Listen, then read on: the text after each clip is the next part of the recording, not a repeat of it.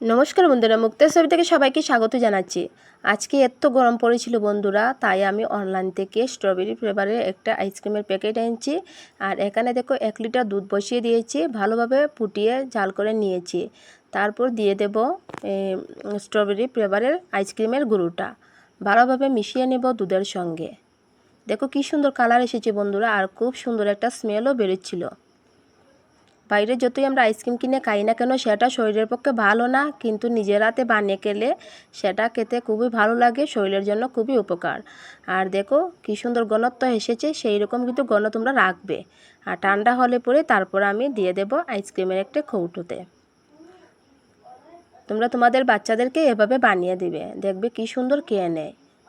আর দুর্দান্ত একটা ফ্লেভারও এসেছিল। এবার আমি 1 টাইম 2 কাপেও দিয়েছি, আমি বাকিটা কিছু ছিল।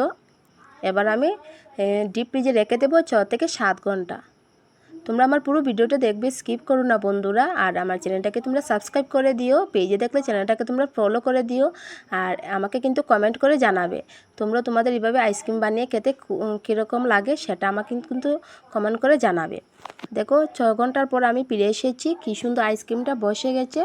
এবার আমি একটা প্লেটে সার্ভ করে নেব। কি সুন্দর কাপটার মধ্যেও বসে গেছে, আর খুবই টেস্ট ছিল বন্ধুরা। তোমরা একবার অন্তত এই আইসক্রিমের প্যাকেটটা এনে বানিয়ে খেতে পারো। তাহলে আজকের জন্য টাটা, বাই বাই।